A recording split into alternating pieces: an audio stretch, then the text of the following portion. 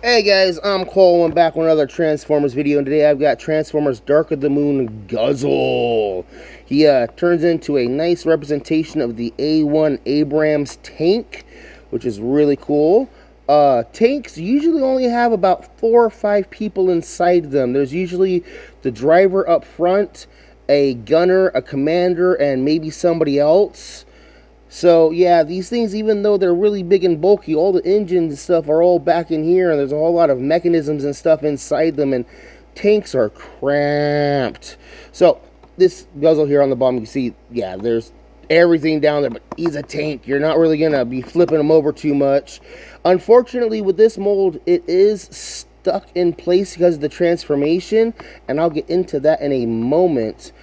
He's got the cool weapons up top. He's got the nice long barrel, all nice riveted detail. And apparently C313 is a reference to the name of the Japanese Takara Transformer in G1 that was the same mold as this guy. So that's a real deep cut joke right there.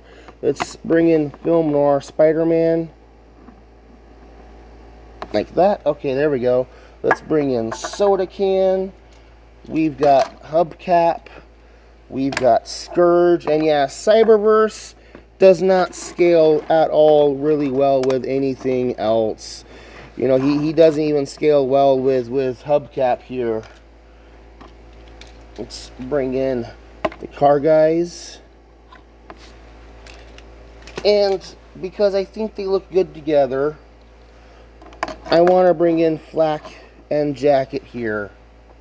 This is Cyberverse Commander Class Guzzle, and Flak and Jacket, yes, they're heavily customized, but they do look really good together. So let's go ahead and keep going and get them into their robot modes. Let's go ahead and get these guys out of the way, and let me demonstrate something that I did to customize this guy. So you don't need to, but you can pull the guns off, and you can actually, I put extra holes in the back so we can mount the guns back here. Oh, that hole's a little small, a little too big. Okay, well, I did something wrong with that hole there, but that one still works. And these guns are designed to fold out the missile pod thing here and then mount the other one here to give himself this cool combat blaster rifle thing going on. This is good stuff.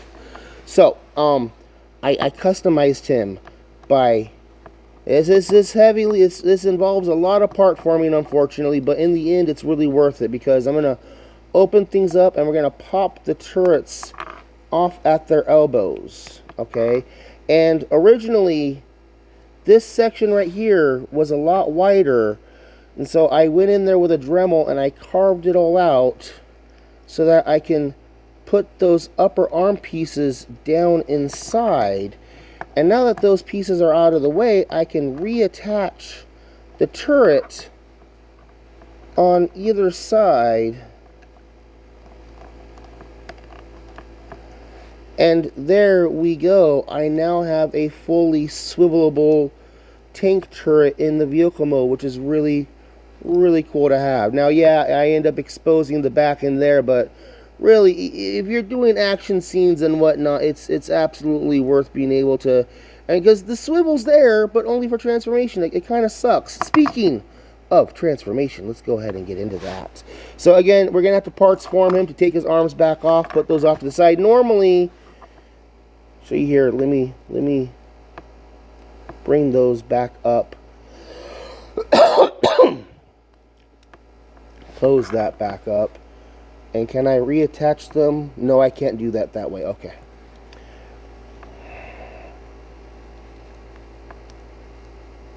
Oh my goodness. Now it's going to fight me. Oh, my fingers are still... Oh my goodness. There we go.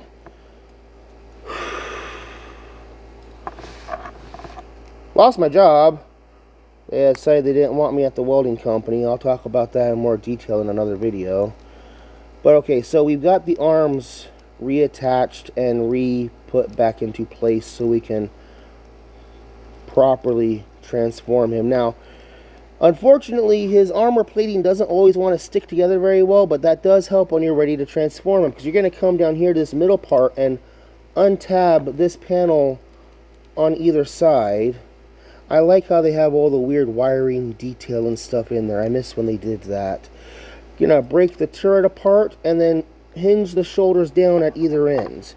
So it's kind of cool about this guy is that he can now move his arms around like this, and now he can basically stand himself up because his toes are going to be down here. Now he can just lift himself up, break his legs apart, and he's got ball jointed hips, but then the tread sections are going to go from here to just extend it all the way down, and now he can stand himself up, flip back these panels, and here we have Guzzle in his robot mode, and this guy is just, oh man, look at this guy.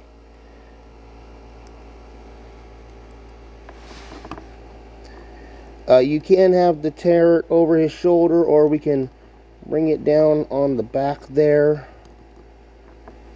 I'm trying to make sure this guy's standing up nice and straight. And look at that silhouette. Oh my goodness. Okay, so let me bring in Flak and Jacket here, and I think they look pretty good next to their Commander class counterpart. Both very clean robot modes with very imposing silhouettes. Oh, shoot. I'm sorry about that. I forgot to mute the TV while I shot. Here is Soda Can. Here is Scourge. We've got Film Noir. We've got Hubcap. And so, yeah, this guy, he was around $10 when he first came out originally. He was, you know, Cyberverse Commander class, slightly bigger than the other ones. You know, as we can see a moment ago. Here's the deluxe guys. No head articulation, but I do like how the main torso is nice, bright and yellow. He's like walking around with a big old target on his chest. Like, why would you do that? Because he's got a giant gun over his shoulder, and he'll just bend the knee straight down. He'll just bend the knee and get his knee up in his chest, and he'll just start firing rounds down range. Da-doo. Like, that is funny stuff. That really is like. I'm going to bring back in one of my Flak and Jackets. Hold on. For such a simple transformation, he takes so long off camera. So that's really what inspired me to have this mode with my Flak and Jacket, so they can both be ranged artillery pieces. And like, he's got longer legs, so he could run around. Guzzle can run around, but with Flak and Jacket, they just drop back down and just wheel on out of there. You know, I'm having fun with my toys. I like how all the detail from vehicle mode just transfers straight over to robot mode. He's got the little molded in details on the inside of his legs, little piping and gears and stuff. You know, that's how you fill empty space. Come on, Hasbro, remember what you're doing. And you get all this detail up here. He's got the battle rifle gun, and you can hold that in either hand. And if you're so inclined, you can actually get Flak and or Jack. Okay, that one, his hand is busted. That sucks. But this one, his hand is still there, and it's not holding very tight, but it does fit in the hand. Articulation wise, nothing at the head, but that is a cool little head sculpt.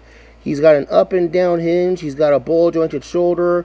He's got an elbow swivel and a ball jointed elbow. No waist, ball jointed hips. You got a nice knee and an ankle. I just realized something. They transform are almost exactly the same. Their legs peg together, then fold up. Their arms fold up and over. He's just got the little hood piece on him. That is funny. I like that. Should you get your own Dark of the Moon Cyberverse Guzzle? He's a fun figure, but he's another one of those guys that kind of, he jumped up in price. He's at least $25 loose complete with his gun. I seen him for $20 loose incomplete without the gun.